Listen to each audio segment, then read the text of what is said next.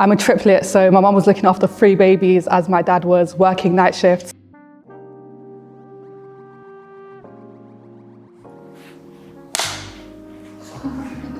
That was cool. I feel like I was always aware of money growing up, but I was also, looking back, I'm aware that my parents did the best they could to ensure that me and my siblings got the best upbringing we could have, even if they didn't have a lot of money at the time. I know that my dad was working day in, day out, just to try and provide us with as much money as possible to take care of me and my siblings. I'm a triplet, so my mum was looking after 3 babies as my dad was working night shifts. So I am aware of that thinking back, but I think they did a great job making sure we kind of didn't feel any of that. We didn't feel impacted in any way.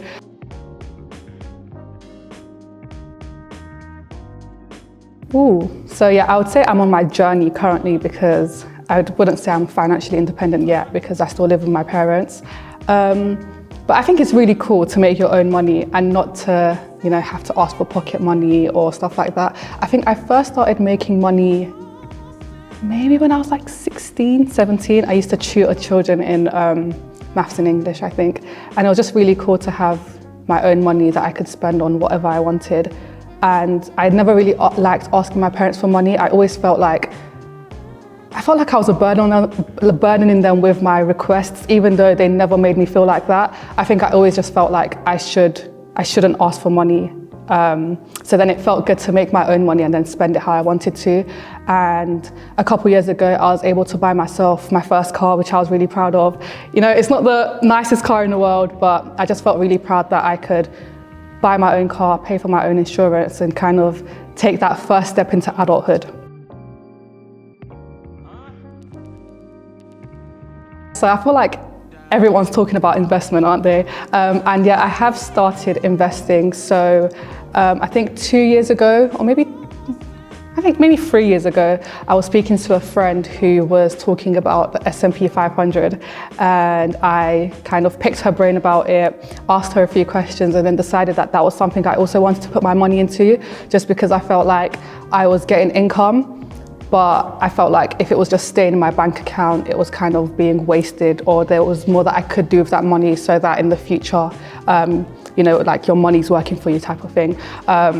So I've invested in the S&P 500 since then, and I've also started investing in a few startups as well through a website called Crowdcube, I think. I've just invested in one for now, but I'm quite interested to see how this one goes, because it's quite different to investing in the S&P 500, which is kind of long-term, and this one's a bit more of a quicker return, kind of, or just a different style of investing, which I'm interested to try out.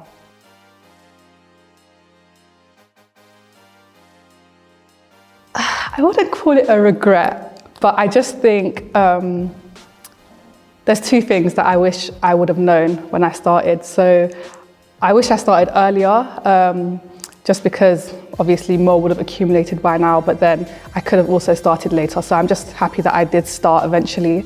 And also there was a period where I still don't know how the S&P 500 works. I'm not gonna lie to you, but I think there was a period where I invested whilst it was going down, I think. So then I did lose a bit of money. Well, technically I didn't lose it because I didn't withdraw anything, but my returns could have been greater if I had done something differently. But yeah, it's not really a regret, it's just something I wish I had known at the time.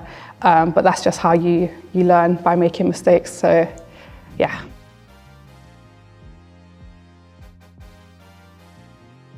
I think I have a lot of financial goals. I really enjoy making money, and through different means as well. I really enjoy trying out all my different interests, and then when they bring me happiness as well as monetary value, it just makes me even more happy. So I would like to continue investing and see where that goes. I'd also like to start investing in bigger things like property.